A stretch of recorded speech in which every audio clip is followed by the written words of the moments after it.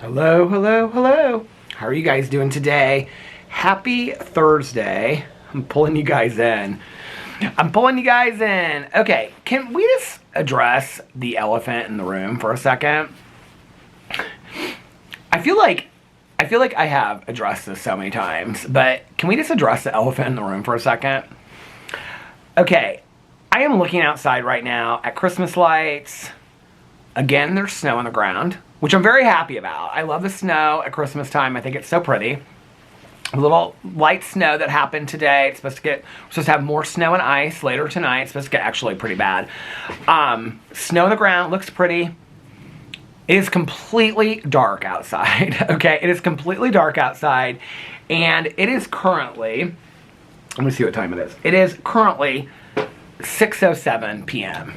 Now, mind you, less than 4 to 5 months ago, the sun wasn't even setting until like 9 o'clock. So we still had 3 hours of sunlight left. I know I sound so much like my mother. I know I do. But it's like, what is going on? I think, it's funny. I was standing in the kitchen and I was making my very first cup of coffee for the day. Hold on a second. I am trying so hard to get rid of these candy corn K-Pods. I have 2 left after this. I keep on finding them. I bought this box of 40 of the candy corn K-Pods. I don't know why I thought I was going to be drinking so much coffee at Halloween. It's just ridiculous. But I bought a box of, I think you could only buy a box of 40 actually. And it really wasn't that expensive, but I bought like a box of 40 candy corn and 40 caramel apple.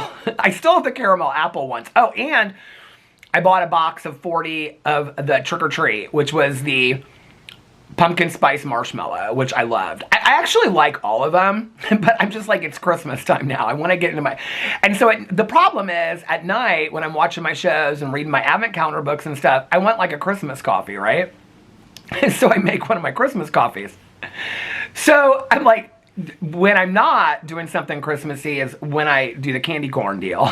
But I'm kind of like, every time I open the drawer, I keep on thinking I'm only just going to have like one more candy corn cake. And I look and I'm like, oh, there's 2 more. Are we done with this yet? Can we just be done with it? But anyway, I was standing in the kitchen. I'm like, right now, I'm uploading on my phone. I haven't posted any of the videos today, but I uploaded them. So I'm uploading my very last video to upload for the day, which is my bark box video that I did with the dog. We have 5 minutes left to upload it. But I'm standing in the kitchen and I'm getting everything out, like my lighter, and I brought my hat in case I got cold. And I brought my gloves.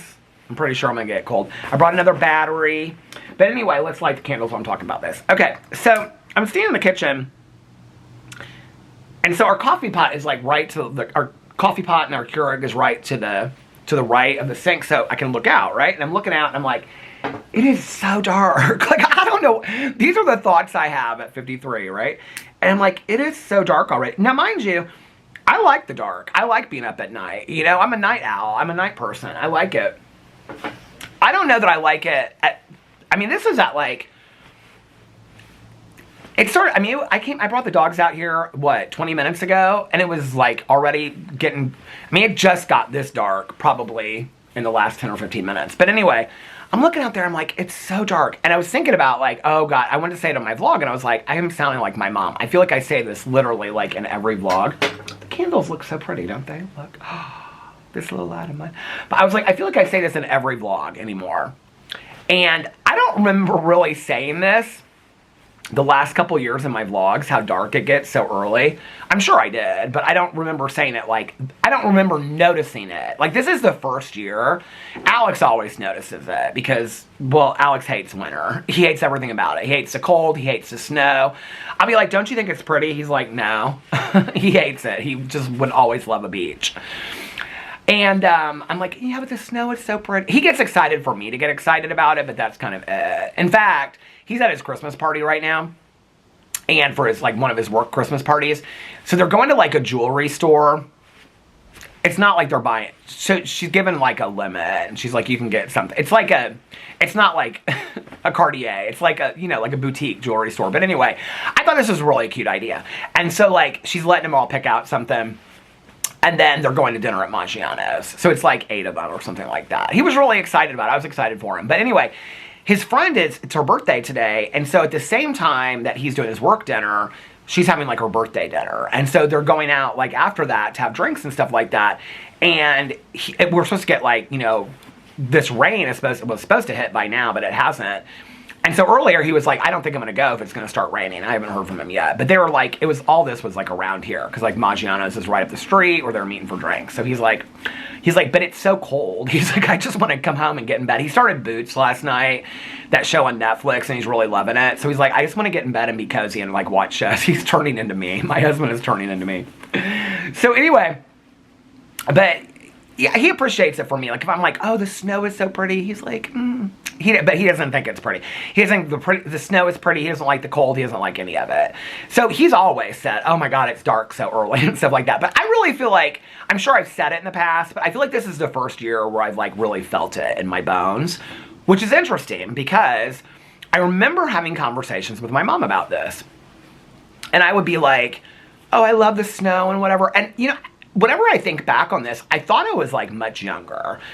But when I was growing up, I can remember my mom, like, you know, when she was like in her 30s, she would have been in her 30s. Like, I would be excited about a snow day. I can remember her excited about it too, you know.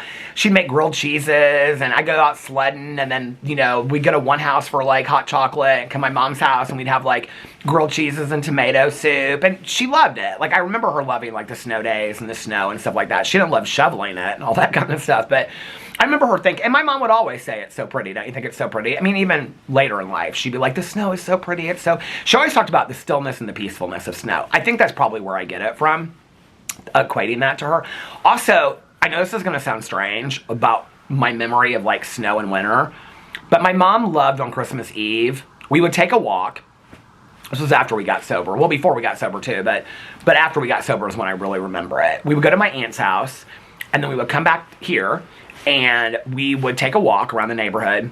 And then she always loved to watch the midnight service of the Vatican on TV.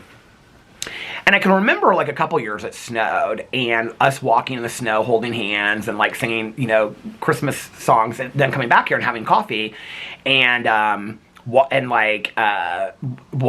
the Vatican and stuff like that. And it was, I can just remember like just hearing like the hymns of the Vatican. It just was very peaceful. It was very, very peaceful, and I loved that. And I think, and also like, I can remember standing outside in treatment, smoking cigarettes. I know it doesn't sound very peaceful, but it did. And I can remember standing out there like smoking. I mean, you could go in and out at that time and smoke at any time of day, but I can remember like knowing like they would have like lights out, and you had to be in bed by like 11 o'clock. And I can remember going out there, and so you had to go like out by the cafeteria.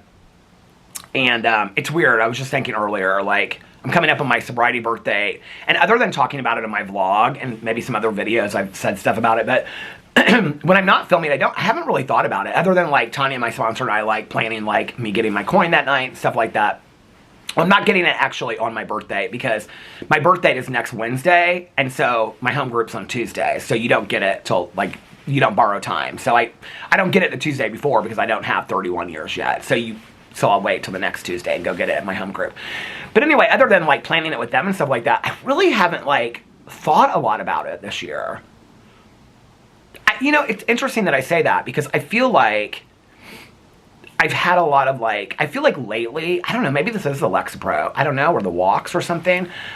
I feel like there's a stillness and a calm about me that I've really never experienced in my life before.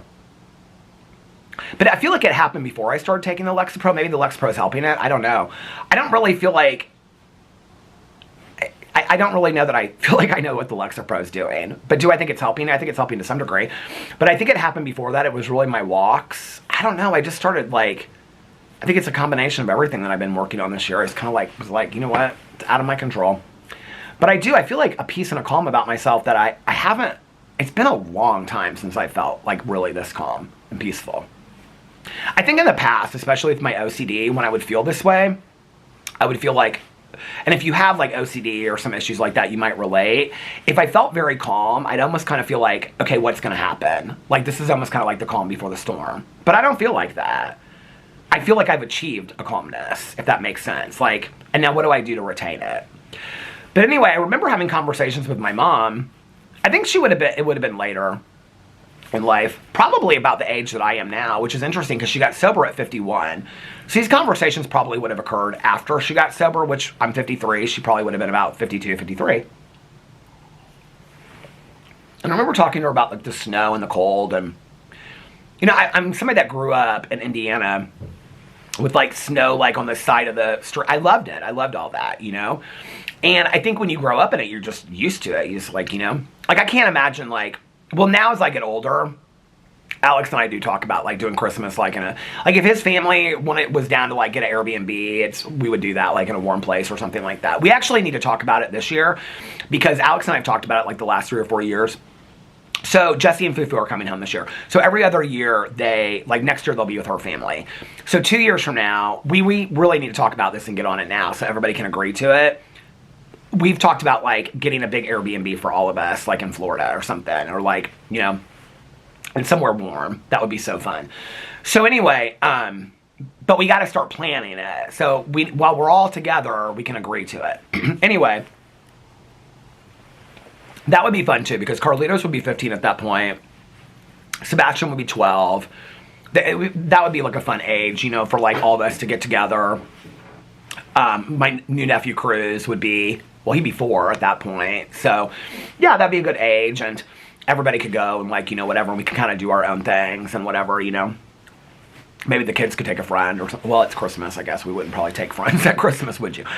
But, you know, like, we've wanted to do that for the last couple years, but the problem is, like, everybody's got other stuff to do, you know. So, we'll probably do that one of these years. But, like, back in the day, I'd be like, I can't imagine, like, and which is so weird because I know there's so many of you watching this are like, we never have cold or snow for Christmas. But like, I couldn't imagine like Christmas without like snow or cold or whatever. And we don't usually have, I mean, this is like the snow on the ground right now. I mean, there's not a lot of it. Here, I'll show you. But I mean, it's just like, we got it earlier and you can kind of see it's just kind of, we're supposed to get more of the, there's going out of focus, but you can see. But anyway, we don't usually have this much snow that stays on the ground. It's been really cold this December. I think that's the thing is we would get snow and then it would like melt. But this year it's like sticking, because this was like early this morning and it's still sticking. But anyway, I can remember talking to my mom, this video's done. And I would say, it's so pretty, I love the snow, and blah, blah, blah, whatever. And she'd say, as you get older, you won't feel that way. And I'd say, well, what do you mean, Mom? And she'd say, well, as you get older, and she really believed that she had seasonal affect disorder too, which I believe that I probably have a little bit of it as well. But she would say, as you get older, you see it in a different way. It's like, it feels like the end of the year is dying, kind of. Like, she's like, you just don't, I don't know. She's like, when I was younger, I'd get excited about the snow. She's like, when your dad and I lived in Chicago, it was so fun to, like, go out, you know, to different little pubs and stuff like that at night. And she was like, I don't feel like that anymore. She was like, I just want to stay home and make a fire and a pot of coffee. And I do feel like that, you know? And what's interesting about it is, I was standing in the kitchen and I was thinking about my mom saying that to me, and I was like, I'm probably right now at the age that I was having that conversation, that my mom was when I was having that conversation with her. What's interesting about that is, the last couple years, I do remember saying stuff about the weather and the cold and the darkness, you know? I think it's hard not to notice. I feel like this is the first year it's really, like, settled into me. Like, I really feel like it's affecting me. like, yes, I feel calm and peaceful, but, like, even, like, I was out here talking to my neighbor earlier today. It was, like, 2 o'clock. And, I was asking, like, he and his wife, they went and saw, like, their grandkids' art show. Last night, they did, like, this art show thing, and they were all dressed up, so I was asking about that. And so we were talking, and he was like, it's already getting dark. And it was like 2 o'clock. I was like, I know. But it did, like, the sky was gray and cloudy, and it just looked dark already, you know? So I don't know. There's the elephant in the room. Like, and I will say this, like, it really affects my motivation. It really, really affects my motivation as far as, like, there, I arranged the camera. It really affects my motivation as far as, like, I get up. As far as doing, like, laundry or making videos, like, I don't really feel like that. But as far as, like, going out and doing stuff, like, I don't, like, even, like, with Caroline, she couldn't do anything this week. I was like, I'm totally fine with that, just to stay at home. And, I don't know, like, I just don't really want to leave the house. I was talking to Tanya about it last night. I was telling her, and she's like, do you feel like you're getting like agoraphobic? And I said, no, it's not that I don't want to leave the house. Like, I go on my walks and I'll go out to, you know, do stuff and whatever. And because she was like, because she felt really bad about Tuesday. And she was like, I really wanted to go to the meeting. And I was like, girl, I was like, we'll go. Don't worry about it. It's like, you know, whatever. And so Tanya's been going to these morning meetings, and she's like, anytime, she goes like 2 a week, and she's like, anytime you want to go. They're at 9 o'clock in the morning. I'm like, okay, I'm good. But she's like, no, this Friday, 9 o'clock, you would love, you need to come with me. So we're going to maybe not this Friday. I don't know what Friday, but we might do that. But anyway, she loves this Friday at 9 o'clock that she's been going to. But anyway, so... But she felt real bad about it. And I was like, don't feel bad about it. And I was like, I kind of liked staying home. And she's like, yeah. She's like, I worry about you sometimes. And she's like, oh, Otis just came and laid down right by the door. He's so sweet. She's like, I kind of worry about you sometimes. She's like, I wish you got out more and stuff like that. And she said that to me a couple times. She's like, I'm so glad that, like, she didn't know when I started talking to her last night that Caroline and I don't know how we, like, had missed it, but she was like, oh, so did you have fun with Caroline today? I said, oh, we didn't go. Caroline had blah, blah, blah, whatever. And she's like, oh, yeah, I forgot about that. And she was like, this car looks familiar to me. Why do I know this car coming down the street right now? And so then we were talking about, like, I said, I was kind of glad, actually, that I didn't, like, have to go anywhere and whatever. She's like, yeah, I work. That's when she was like, she's asked me that before. Do you think she watched some documentary about agoraphobia, and now she is constantly asking people if they're agoraphobic. I'm like, Tanya, I'm not agoraphobic. Like, I have no problem leaving the house. I said I just would prefer to stay at home. She's like, I know, but I worry about you sometimes. She's like, I think you need to get out more and stuff like that. And I probably do, I don't know. I just prefer to be at home. And I don't know if I've talked about this on here. I feel like I did. I feel like I've kind of talked a little about, this is something I talked to my therapist about. Did I talk about this on here? About that I kind of have this, like, internal fear that, like, I've always had, but, like, I think I've just kind of started to realize it a little bit more, that if I don't leave, nothing can happen to me. But it's not like this fear that, like, I won't go somewhere. Like, if Tanya could have done Tuesday night, I would have done Tuesday night. If Caroline could have gone Wednesday, I would have gone on Wednesday, If somebody asked me to do something tonight and I wanted to do it, I would go do it. If I was going to go on a trip, it wouldn't stop me. So it's not like a fear of, like, I won't do things. Like, back in the day, my fear of flying was really bad. Like, I would just, like, sometimes, well, when Alex and I first started going to Ultra Music Festival in Florida, the reason why we always drove down there was because I didn't want to fly. And then, like, I think it was the second year we did it, he was like, I'm not doing this anymore. He was like, we waste an entire day there and back. He was like, we're both so exhausted. He's like, it's not worth it. He's like, I'm flying. We're down here in an hour, because it takes like an hour and a half to get to Florida. He's like, we're losing an entire day of a trip. And I was like, he is so right. But I still didn't want to do it. And I also love the road trip aspect of it. I would listen to Coast to Coast AM. I liked listening to audiobooks. I loved it. And so I love I just love a road trip, And so, but that next year he's like, no, we're flying. He's like, we're going to fly. I would fly. Like, I flew before that. But, like, if the option was to drive, or, like, if somebody said, come to Chicago this weekend, I'll buy you a plane ticket, I'll be like, no, I'll drive. Well, I don't drive anymore. But I'd be like, okay, like, I'll take the bus, or Alex will drive, or whatever, And so I wouldn't fly to Chicago. It's like a half an hour flight or something like that. Do you know what I mean? But if there were options for me not to, like, fly, I would take those options instead of driving. I would fly if I had to, like if it was somewhere that was like, it was ridiculous. But, like, that's even ridiculous. That was I think it was like 21-hour drive straight through, And I opted doing that versus leaving here at 6 and being in Florida by 9 at the latest, at the hotel. So I don't know. And, like, I can remember that first year that we flew down there, and Alex he said something about, like, what do you think when we got down there? I mean, this was the thing. I would fly. I would get on a plane. I wasn't afraid of it, but I didn't love it. And it was a control issue, and I've worked through a lot of that. I don't really have that fear today of flying. I don't love to fly, but I don't have a fear of it. Like, I don't, like, before I get on a plane, I'm not like, oh my God, I can't. It's nothing like that. I have no problem getting on a plane, walking on a plane. So I have no problem with that.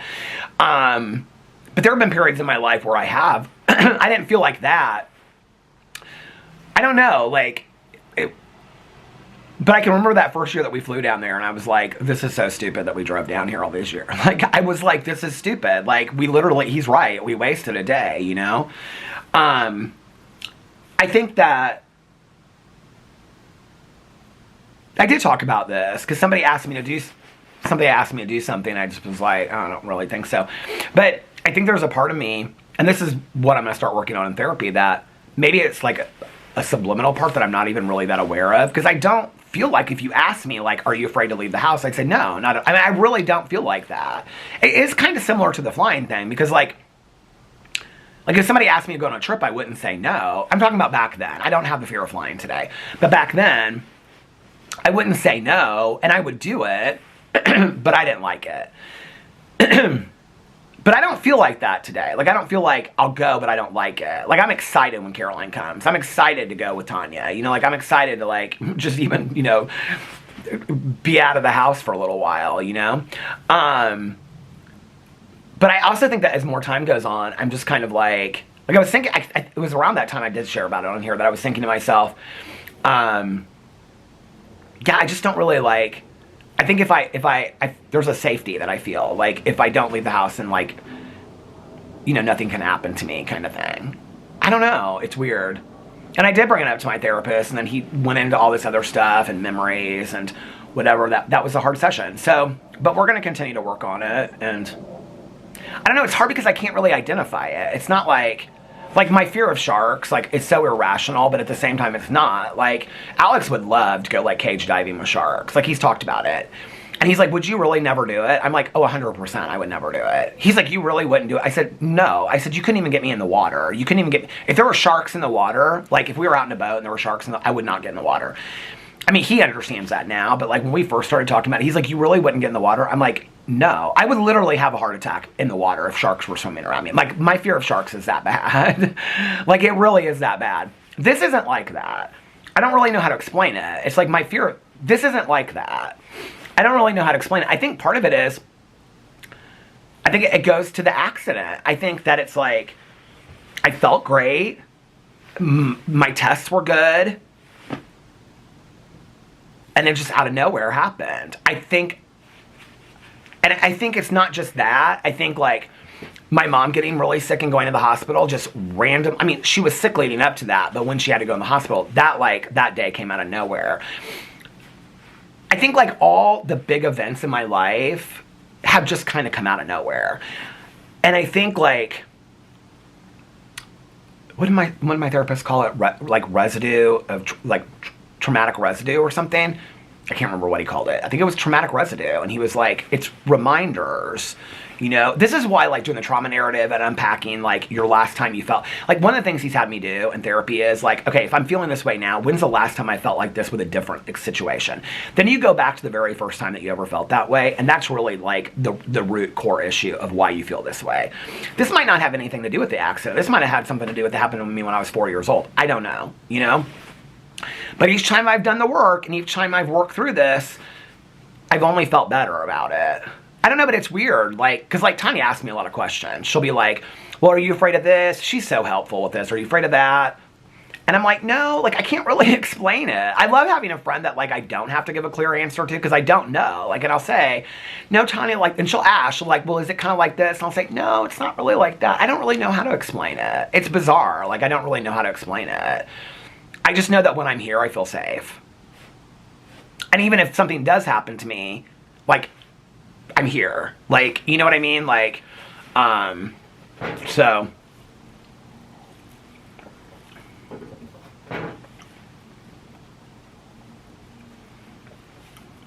And there's some things I haven't ever really, like, ever talked about on video.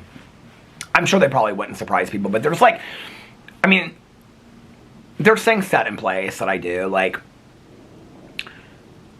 I get up, you know, by a certain time. I always text Alex, like, this is one of our things. I always text Alex as soon as I get up. I check in with him, like, every couple hours.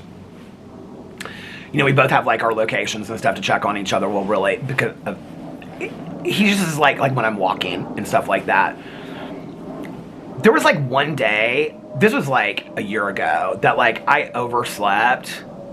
It would have been when Boo was sick, because I was up all night long with him pacing. And I slept in late, and, like, I hadn't texted Alex, and he was worried. He was like, I don't know, did he have a seizure at home? Did something happen? And whatever. But even like me thinking that through and that happened, and he like had called Tanya and stuff like that. He's like, have you heard from Peter today? And whatever. He's like, I've texted him, he's not answering. Then I got up and so Alex was like, you got to start setting an alarm and like texting me like at that time, which is what we do now. And so, I mean, I'm grateful that I have a husband that gives a shit, you know, like it really cares that much. But even thinking it through at that time, I was like, if that does happen, I mean, worst case scenario, I'm in the house, like I'm in bed, like, you know what I mean? And I think that's part of it. It's like, if I don't leave the house, then nothing bad can happen, you know? I've already eliminated the driving aspect out of it. It was interesting because I was in my Uber to therapy the other day. Oh my God. I meant to talk about this and I forgot to talk about this. I had the most amazing Uber driver the other day, and her story was like just incredible crazy. And so she was asking me, she was like, you know, like, so you don't, like, why are you, like, taking it, or where are you going? And I said, I'm going to therapy. And she was like, oh, I love therapy. She was talking about therapy. This is how we got started in the whole conversation. And so she asked me, she was like, after she had told me, like, she had so much tragedy in her life. This woman, so nice. And she was, like, in school, and she wanted to, like, I don't want to get into it because it's very specific, and it would, anyway. She's going to school to further her education because she wants to start some things to like turn her wounds into wisdom. And so we were talking about that, and she said something about like, so you don't drive, and I said no. I said I was in a fatal car accident a couple years ago, and she was asking me about it. And I said, yeah, I said there really was not a lot that I could do for the family, but the one thing that I could do was that I could make sure that there's some background to this that I think that I haven't really talked about on here. At the time that the accident happened, before that, there was somebody here in town that had like, I think like 3 or 4 seizures driving or whatever, and like 2 people had died. And I can remember like hearing about it after the accident, and my initial thought was, I'm never getting in a car again. I'm like, not even as a passenger. I was like, I'm never getting in a car again. And then I was like, I don't know, I just was like, so I was telling her, I said, I just felt like there wasn't really anything that I could do, but I could make sure that the family never had to worry that I was on the road again, you know? And she's like, so you don't ever think, it was interesting because like, I just talked about this recently, that, you know, every once in a while somebody will be like, well, you don't think about driving? Everyone's like, I really don't. Like, I don't.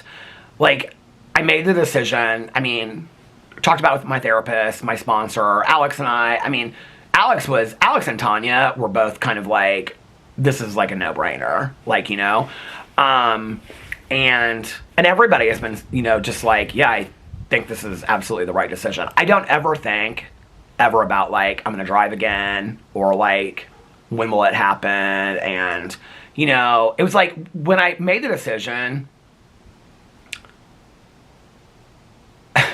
it was interesting because people would send me things and they'd say, oh, so-and-so saw you driving and whatever. It's like, okay. I mean, I didn't do it for online perception. I did it because I felt like it was what I needed to do, because I thought it was the right thing to do. You know, I don't really care. I'm not driving any cars. Like, I don't ever plan to drive a car again, period. You know, and I feel like in this whole situation, it's the one thing that I could do that made any sense whatsoever. And I don't ever think about it. Every once in a while, like, you know, for a while when people be like, I miss the driving vlogs and whatever, it kind of like, I don't know, it was a little triggering for me. I don't feel like that anymore. Say you missed a driving vlog. It was a part of my vlog. You know, I understand that people miss that. But that's not going to happen again. Do you know what I mean? Like, and I've completely just, I'm good with like, I don't know. I think the other thing is like, the thing I say to people is like, we live in a world where you don't have to drive, you know? I think the weird thing for me is, and we have, my therapist and I have talked a lot about this, is that maybe there is some subconscious fear. I don't know. I don't miss it. Like, that's the one thing that's weird to me. Like, I used to love to drive. I used to love to listen to audiobooks and music, and I just felt like, it's like from the movie Mermaids, you know, when Cher says, you know, cars are freedom. Like, I felt like that. I don't miss it. I don't miss driving at all. Like, I really don't. And it's almost weird to me, like, when people will say to me, like, do you think you'll ever, like, don't you think that maybe a couple years, I don't really know what people think that a couple years down the road is going to change from today. Like, I don't know that. But people say things to me that are like, well, have you ever thought about getting, like, like a Tesla, like a self-driving car? I'm like, no, like, I'm done. Like, I'm good with that. You know, some of the things that's weird to me is, like, I can remember getting my license at 16 and being, like, how excited I was about that. I think partly because the camera stopped. I think partly because I've, like, had friends of mine the last couple of years whose kids have turned, you know, I think 18 now. Most kids get their license 16 to 18. And it makes me think back about, like, how excited me and my friends were, you know, to get my license. And I'm like, yeah, like, I won't ever drive again. But I don't feel weird about it. Like, I don't miss it. Like, I'm not sad about it. And I feel like it was the right thing to do, you know? And in all honesty, like, even if the family is not impacted by that in any way, or they don't care or whatever, I feel like me not driving means that nobody else can get hurt again, you know?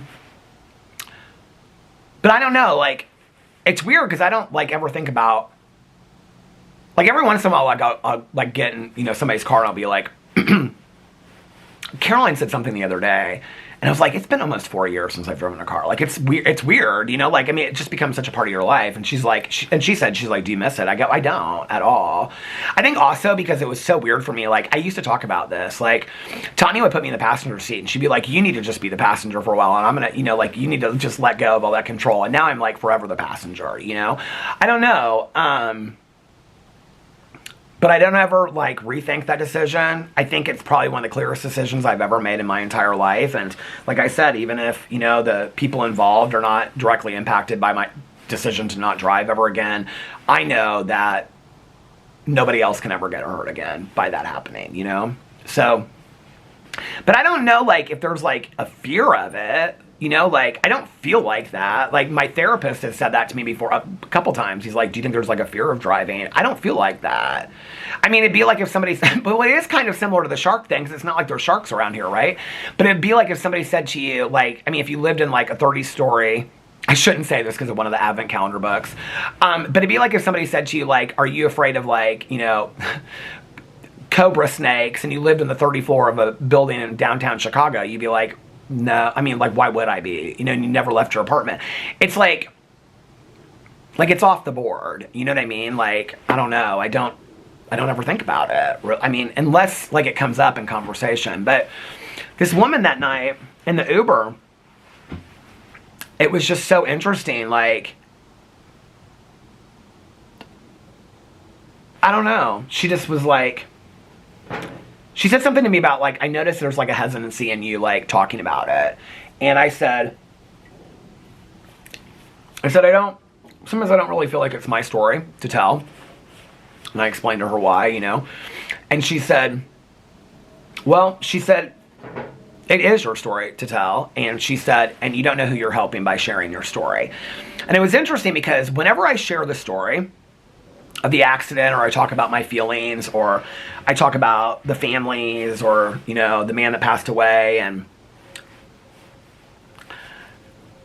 the reason why I say, I want to make this clear, like, the family or the man that passed away, and don't use their names, which I know their names very well, the reason I say that is out of respect for them. They made it very clear to me they didn't want their, you know, names out there and stuff like that, and I respect that.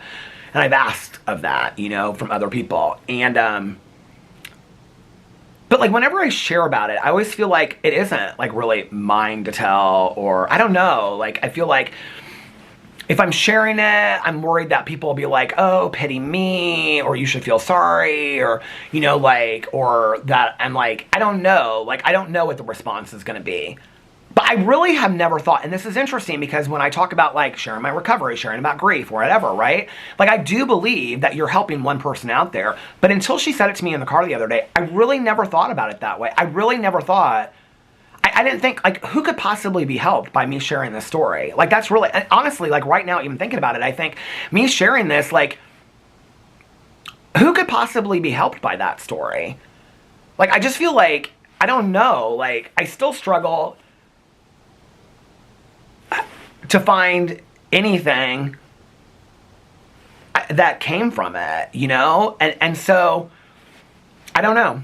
But I thought that was interesting that she said that to me. She was like, you know, she's like, you don't have to share it all the time. She was like, but so she does something like where she speaks about her experience and stuff. She was like,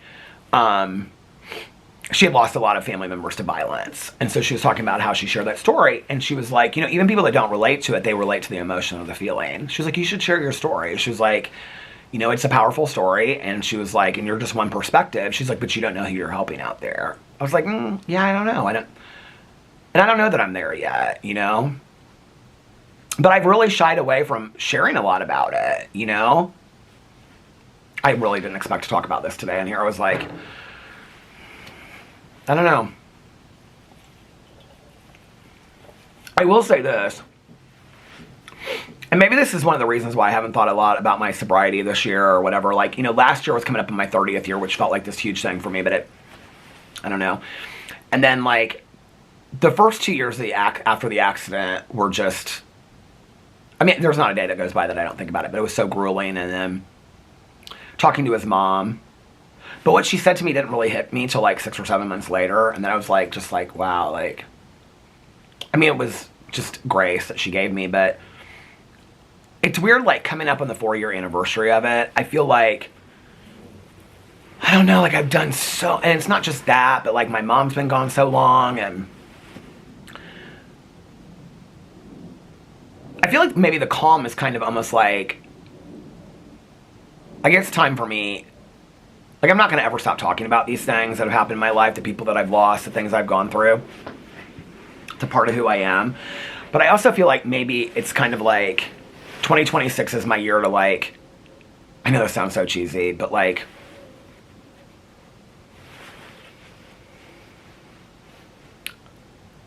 start living again. I feel like I was really kind of like bound by a lot of this stuff, and I just didn't feel like, I don't know, like, my life was always a reflection of all of this stuff, of like getting sober and the accident, my mom passing away, friends of mine passing away, and horrible things that have happened to my friends the last couple years. And I think I constantly in my head was like, it's all just a reflection of all of that, And I don't know, like, maybe this calm is like, I've come through it all, and now I'm on the other side, and it's like, I got to start, living.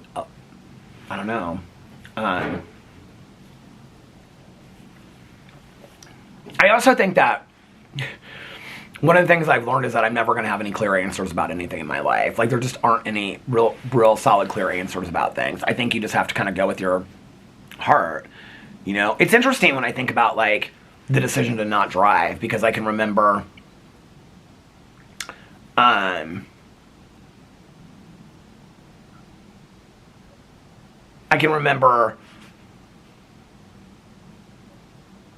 like, I'd thought about it for a while, and people had said stuff to me about it, like, not driving.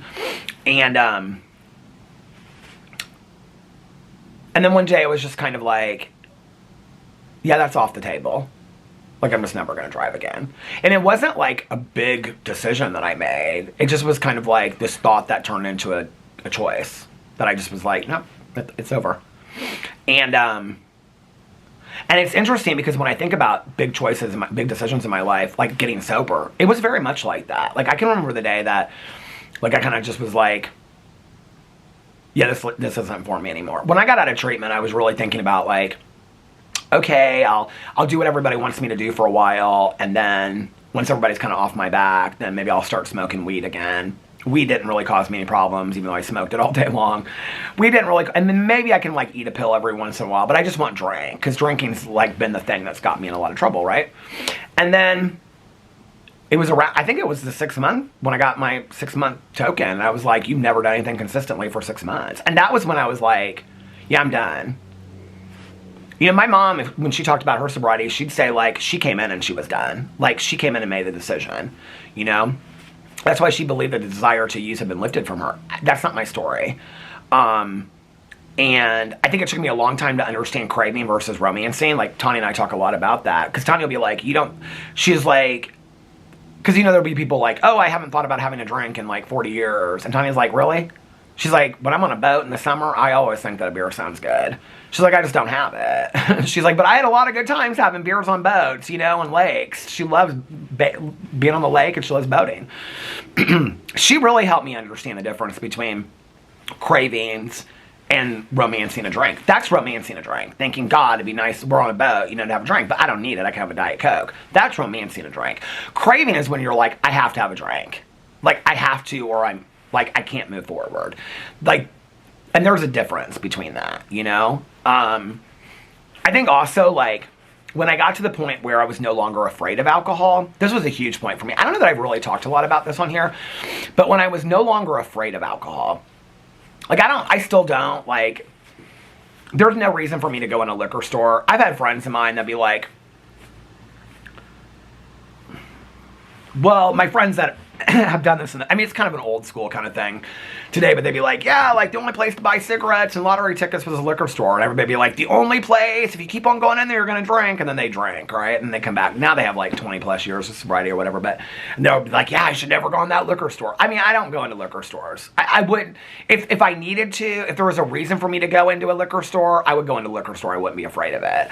But, like, I don't have a reason to be in a liquor store, I used to, like, I wouldn't even walk down aisles of the grocery store that have liquor on them and stuff like that, which when I first got sober, mind you, was like one row of wine, one row of beer, not an aisle. I'm talking about like a little area, okay? Now it's like you walk down and it's an entire aisle of liquor, right?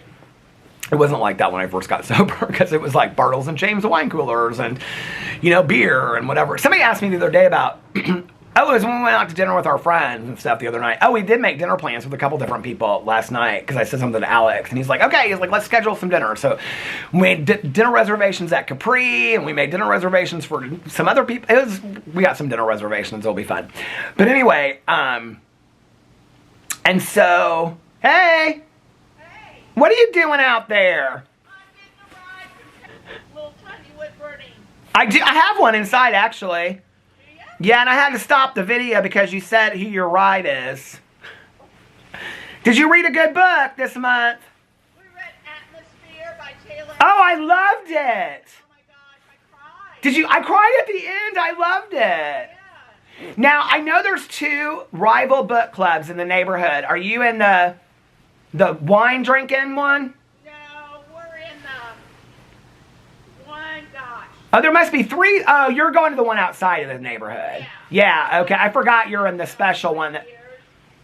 Did you hear about the rival book clubs? No. Oh, I'll have to tell you about that. Lots of gossip. Yeah, we have to gossip. I can't even, it's so dark I can't even see you. I know, I can see you from the glove. But you have the white vest on. You look so pretty. Well, got a heavy sweater on. We're going to get some snow. Okay, so what's the weather forecast? I haven't looked. Maybe 2 to 4 tomorrow, and then more on Friday night into Saturday. More? Are we supposed to get ice tonight? I hope not. I hope not, too. No. Well, I'm sorry to interrupt. Oh, no, not at all. It's good seeing you. Yeah, we have to stay incognito. Have fun at book club. Will do. So she's in a book club that's like outside the neighborhood that she's been in for years and years and years. But I had to stop it because she said, you know what? I don't even know what time I started this vlog at now. Because she said, so-and-so that lives in our neighborhood is picking her up for book club. That's why I stopped it real quick because she said the name. Oh, here she's getting picked up right here. I'm gonna give her a hard time. Don't you party too hard or I'm gonna come and get you. I know, I'm assuming this is Peggy. Well, the first time she said her first and last name. That's why I stopped. So anyway. But have fun. Bye, Peter. Bye. So she's in a book club. So if you missed this vlog, okay, so she's in a book club that's outside of this neighborhood. But there's now like 2 rival book clubs. Somebody said in here, oh my God, somebody said, whoever you are a genius. Because I didn't even think about it. Somebody was like, that would make such a great idea for a cozy mystery book club, or a cozy mystery book. I was like, and I read the comment, I was like, oh my God, it would make such a good idea. Okay. So there's 2 rival book clubs now in the neighborhood. I don't want to be part of either of them. So I know when people will be like, Peter, you should go join the liberal one. Okay. So the liberal book club, there used to just be one book club, okay? But then people got mad about some of the books that got picked, number 1. Number 2, the other reason was, well, basically, I guess I I haven't got all the details on it yet. But basically, it just turned into a wine drinking fest. And some of the women didn't even read the book. And so they would each bring a bottle of wine. They wouldn't drink a whole bottle of wine, but they'd each bring a bottle of wine, okay? Except for, like, I think there was 2 women that started the other book club. And they were, like, super Christian religious. And they didn't like that it turned into this wine drink. Well, when it first started, it was, like, whoever hosted it. But then somebody suggested, like, we should just bring wine. And so then they each started bringing, like, I found out a little bit more as it's gone on. So then what would happen is, I think there's like 8 gals in this book club, okay? And so there'd be like 8 bottles of wine. Well, apparently the women, they all walk to it. So it's not like that's why I was like, what book club is she getting picked up for? Because, I mean, our neighborhood's so small that they all walk to it. So they all get kind of ripped, I guess, although they said they didn't. But then my neighbor next door, she's part of the book club. She goes sometimes and sometimes she doesn't. She's like, oh yeah, it gets kind of a little drunk, which I kind of live for. I think it's kind of funny. They're always like, well, she's younger, but like all these 80-year-old women are getting drunk on wine in a book club. So anyway, these 2 gals, and then they were picking like all very liberal books too. Like they were doing like, well, some of the books, like, anyway, they were picking very liberal books. And they weren't, a lot of them weren't fiction. They were nonfiction. And so these 2 women were like, well, we're going to start. This is like, will Mom Talk survive? Which I haven't even finished that season yet.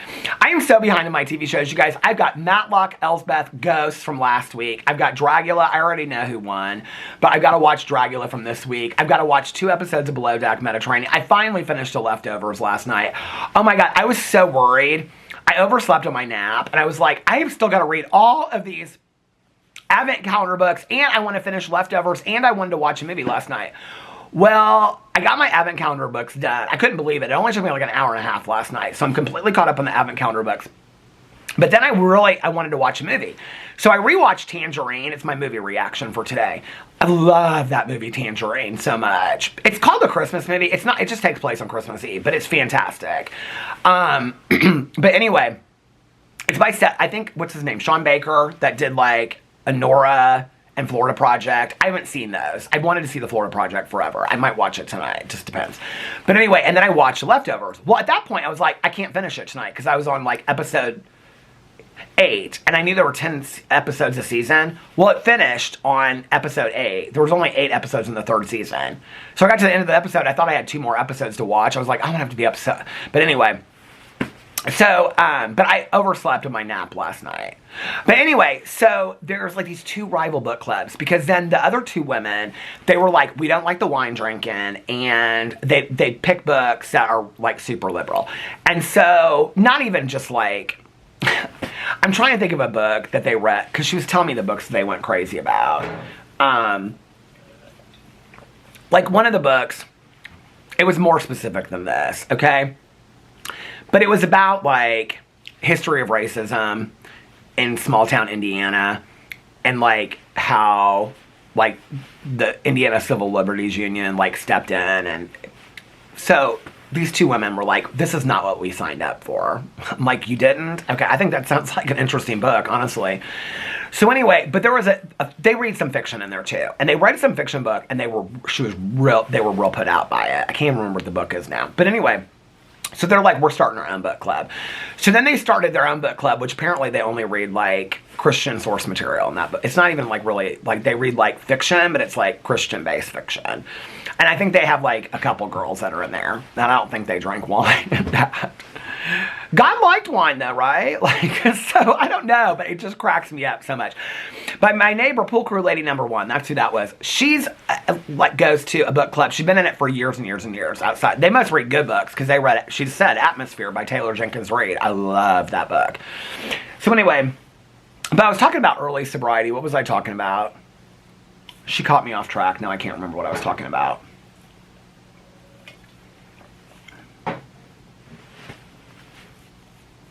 Well, I don't know. I feel like I should rewind this and go see what I was talking about, because then somebody would be like, you never, the battery just went to the halfway mark. Because then somebody would be like, you never finished your story. I don't remember what I was talking about. I was talking about all the stuff, getting sober, first years of being sober. Oh, going into liquor stores is what I was talking about. How did I remember that?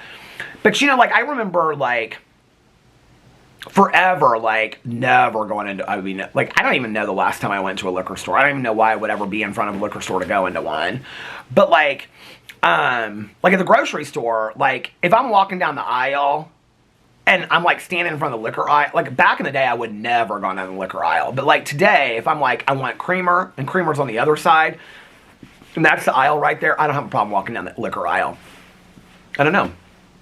Is that the desire has been lifted for me? I don't think the desire, like my mom, I don't know that I think the desire has been lifted for me. I mean, do I think that a glass of wine or a beer or whatever sounds good every once in a while?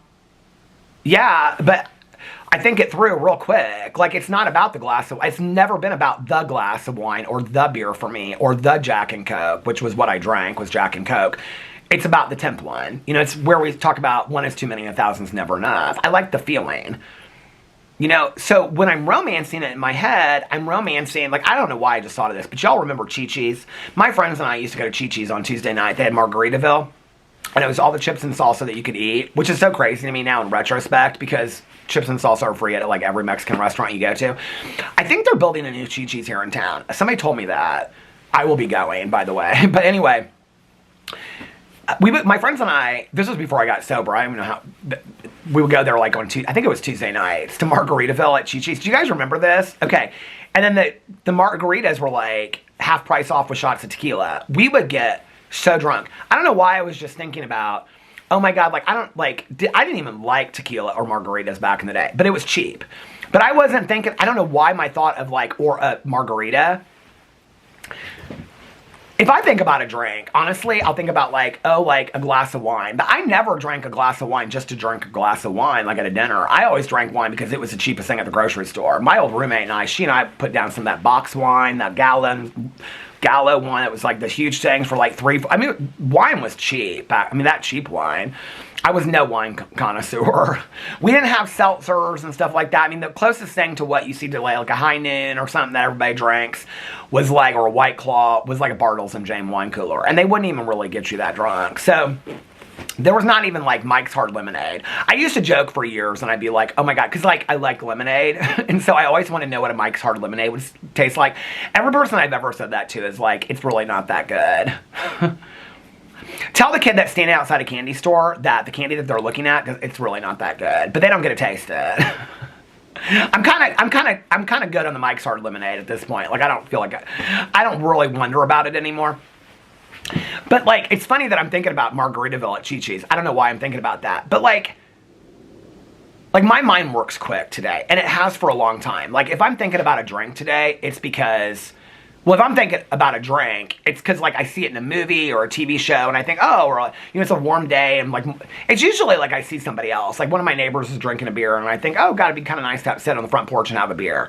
But then that quickly goes to, but it's really, like, you're not going to be happy with the beer because once you get done with that one beer, you're going to want another beer and another beer and another beer, right? So it's really about the feeling for me. Well, if I'm chasing the feeling and I can't get the feeling, then what's the point? You know what I'm saying? And that's where you talk about the romancing of it. The romancing is like, you know, Tanya's talking about being on a boat, having a beer. Wouldn't that be fun? Sure, we all think about that. I used to think about that on trips and stuff. But I immediately think, and what's really that different from a Diet Coke is really kind of where I go to today. If I'm really craving, and the craving isn't about a drink. The craving is about, I want to get fucked up. The craving is about, I want to be out of my mind. I want to be muted. I don't want to have to think about anything anymore. If I'm there, it's not about a craving. I think this is where we get confused. I think early on, like my first year or two, it was about the drink. But once you get past that and you start doing work, whether it's in a 12-step program or therapy or church or whatever, and you start working through some of the issues, what you realize is that it's really, and this is why, like, our basic text tells us that drinking is but a symptom of the disease. It's really not about the drink. It's really not, it's not about that or the drug. That's just what we go to because we don't want to feel this certain way. So today, if I'm, like, wanting to get really drunk, which I can't even think of the last time that I thought I just want to get wasted. It's really, I'm, like, in my head thinking, like, when was that? I don't even really remember. But, like, it's because something's going on that I don't really want to deal with. And I think, like, the more things in my life that I've gone through, do you remember, like, okay, when I was so afraid of, like, the pain medicine and stuff, part of that was because, like, I've seen friends of mine go back out and get hooked on pain medicine for years and years and years on end, right? And I'm fully aware that it's not necessarily about the pain medicine, although I think that pain medicine is very enticing to addicts. I understand it in a way that I never did years ago. But I also think that, like, if you got shit going on in your mind and to take a pain pill and just sit and fade out for a little bit and feel better, well, that's addicting. And you don't have to be an addict to fall into that, you know? And I think that scared the hell out of me. Like, and I'm not saying it couldn't happen to me today, but I'm healthier now than I was then. I've worked through so much shit in just the last couple years, you know? And I think it terrified me. I've seen so many people go back out, like, on pain pills. I've seen so many people go back out on pain pills. And the things that they go back out on really weren't around when I first got sober. I mean, sure, like Ativan and stuff like that, but, like, not like oxys and stuff. Like, that was not around when I first got sober that I remember. I don't think it was. I don't know when those opioids that we see today started coming around. I don't remember when that was. I remember, like, benzos and stuff like that, but I don't remember all that. Not in a way that you see it today. It's terrifying. It's absolutely terrifying. And I don't know that, you know, I'm a believer that, I believe that I was genetically predisposed to be an addict and alcoholic, but I don't think you have to be. I know a lot of people in recovery that their doctor prescribed them pain medication, and they may have needed it or didn't need it, but just up the dose, up the prescription, whatever. And before they knew it, they just couldn't get off of it on their own. Well, then that started affecting other issues, like their family and whatever. And so I believe that you don't have to be born an addict to be an addict or an alcoholic. I also believe that you can have a doctor that overprescribes medication to you, or you get in a trap at a certain point, you know, or something goes on. I mean, man, you go through I've had friends of mine that have gone through some shit, like major back operations, and they needed the pain medication because there was nothing else that would take the pain. I mean, you talk about people with chronic pain. But I have friends of mine that had chronic pain and chronic illnesses that needed the pain medication, but at the same time, they also had a lot of emotional and mental issues that were going on, and the pain medication helped that as well. So it was a trap. And, you know, a lot of them came out of it and a lot of them didn't. And, I don't know, it's like, but I'm glad that I was scared of it. I'm glad that I was scared of it. I'm not glad that I knew people that went through it. It makes me sad for them. But had they not, I don't know that I would have, I don't know, I was just terrified of it. But, yeah, there's a huge difference between, I think, like, craving and romancing the drink or the drug. Yeah, I can't think of the last time, like I've said this a million times before. If I'm craving to get that messed up, that's because there's something going on inside of me. There's, like, I'm dealing with something huge, and I just want to, like, not have to think about it anymore. I think today, it's not to say that there aren't things that happen to me like that. My go-to is not using today. My go-to is picking up the phone, calling my sponsor, talking to my therapist, talking to Alex, Tanya, one of my other friends about it, Nikki or Mel, somebody like that. Picking up the phone, call like Valerie, Melissa, somebody, talking to somebody about what's going on in my life and working through it. And I'm so grateful that I have the support system I have. I mean, I don't have, like, I listed those people. I have Caroline, I have my dad and my stepmom. I don't have tons of people in my life, but I'm grateful for the people that I do, Alex's mom is somebody that, she gives the greatest advice. Like, she reminds me so much of my mom, but, we'll talk about real deep stuff, but I feel better, too, talking through stuff. Better than I did when I would use, because I would use and I didn't feel any better. It didn't fix any of the problems. Like, I remember my mom sponsoring women, and she'd sit there and listen to them and whatever, and then they'd wake up the next day and they'd be hungover, and she'd be like, did it fix it? Did your husband come back last night? Well, basically saying, like, no, like, getting drunk and using didn't fix it. It didn't do anything. Like, the problem still exists, And, I don't know, it's weird. I was thinking about this earlier when I was standing in the kitchen, because I was like, when I was thinking about, like, I don't really think about my sobriety day. And the years before I really have. And I don't know, like, this is where I'm talking about, like, I think it's like, things started with my ex and I breaking up, then me resigning from my position, and then my mom getting sick and passing away. Then I was just kind of like, I don't know, like, I just was kind of, I just wasn't feeling anything. And I was going out to Colorado a lot, visiting my friend that summer. Then I met Alex. And then it's like one thing after another started changing. And then started YouTube, met a whole bunch of other people. You know, then went back to, well, I started going back to meetings before YouTube. Started going back to meetings. You know, Alex and I almost get divorced. We get into therapy. Things are 100 times better. You know, we're working through stuff. Got new friends, you know, some of the same old friends, but got new friends, and had the accident. It's like life has changed so much. And I don't know, like, it's like this year, it's like the years leading up to it, it's like Boo passing away was like, it almost kind of feels like the final part of the end of an era. And then the years before that were like really intensively working on feelings associated with the accident. And then this year was putting it all together and healing from all of it, which is maybe why I feel like going into 2026 is to some degree a rebirth. I don't know, is how I feel. Like, not necessarily like I need to start living again like I haven't, but it almost kind of feels like a rebirth. Like, I can finally exhale. Like, I can finally just be like, maybe I don't need to work on this stuff as hard as I've been working on it. You know, like, maybe I can just like settle for a little bit and sit back. It's been a lot, you know, and and I'm grateful for the work that I've done, and it's made me appreciate my life a lot more and the people that I have in it. It's made me appreciate YouTube more and getting to do all this and all that. But, you know, there was a couple years ago, I don't know if this was before I was on YouTube or not.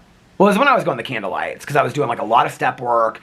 I was doing a lot of service work. I was chairing like 2 meetings, secretary 2 meetings. I was doing a lot of stuff. And I remember talking to Tanya, and it was towards the end of that. It was when I got my sponsor that I have now. And I said, I just can't, like, I'm in my head all the time thinking about stuff, thinking about stuff, thinking about stuff. I'm constantly like inventorying this and inventorying that and working on this and working on that. And I said, it's just too much. I can't do it. Like, I don't need to be in my head always fixing something. I don't feel like that today. And obviously I'm going to continue therapy and continue doing step work and stuff like that because it's my medicine. It's what works for me. But I also feel like maybe I don't need to... Like, I feel like this year has been so cathartic for me. You know, that it's like... I don't know. I feel like I've been working through a lot this year. And as the year kind of comes to an end, it's like I don't always need to, like, keep on pulling back the layers of the onion. At some point you kind of get to the middle of the onion, if that makes sense. You know what I mean? I don't know. And I think that's why I feel calm and peaceful, because it's like I've kind of just laid it all out. You know, I feel very raw and just like, it's, here it is. You know, take me as I am. And I don't know. I don't really, I feel like you get to a point where it's just kind of like, or I got to a point where it's just kind of like, I don't know. Like, I've looked at all of it. What else can I do? You know what I mean? Like, at some point, it's just kind of like, and this is where you are. And this is what you've worked through. And I'm going to continue to work through stuff, like I said. Like, I'm not done working on stuff. I'm not stopping therapy and all that kind of stuff. But, like, I've worked really, really hard to feel calm, to feel peaceful, to feel happy, to feel content. And I do. I don't want to always continue to look for the problem, if that makes sense. Do you know what I mean? Like, sometimes I just want to be happy and just be like, I don't need to keep on looking for stuff. Even though I was talking earlier about looking at the fear. I'm always going to have stuff to look on. I feel like that's part of life, right? Like, once you, like I've said this for years, once you learn the lesson, you move on to the next lesson, right? Like, I will continue to do that. I don't know. Maybe I just don't need to do it as fiercely as I've been doing it, you know? And maybe I need to really learn how to just enjoy each and every moment. So, with that being said, I'm going to go inside. I'm going to do that right now. I'm going to go. The dogs have been rather quiet. They usually come back and forth. They must be asleep. They were outside a lot today, and they did a video with me, so they're probably super, super tired. So, I'm going to go inside. I actually thought sitting out here, I would be so cold that I wouldn't be able to go on my walk. It feels cold, but it doesn't feel that cold. But if it's going to snow tonight and tomorrow, then I do want to get my walk in tonight. So I'm going to go in. I'm now like thinking about this vlog, and I'm like, I don't even really remember. By the end of the vlog, I don't remember a lot of what I talked about. And I'm like, people are either going to like be like, what is this? Or they're going to really relate to it. So I don't know. I just felt like I needed to speak my mind tonight. And I feel good. This felt like this felt like a healthy vlog for me tonight. So I appreciate you guys listening. Yeah, I feel chill. Like, I don't know, getting done with all that. I just feel like this was good for me. Thank you. I really appreciate you guys being on the other end and listening to me. I always do, but like tonight I feel really good. I feel like I'm ready for my walk, and dogs are howling, sirens are going off, the red light's flashing at me. That means it's time to go. Okay. I hope you guys are having a magically, it is flashing at me. It's time, honey, the land, it's time. I hope you guys are having a magically amazing Thursday. Thank you again for listening to me. I love you guys so much. If nobody else has told you this today, I love you guys. And if you're watching this on Friday morning, have a fantastic beginning to your weekend. Of course, I'll see you guys tomorrow. I love you, and I will see you then. Bye. Love ya.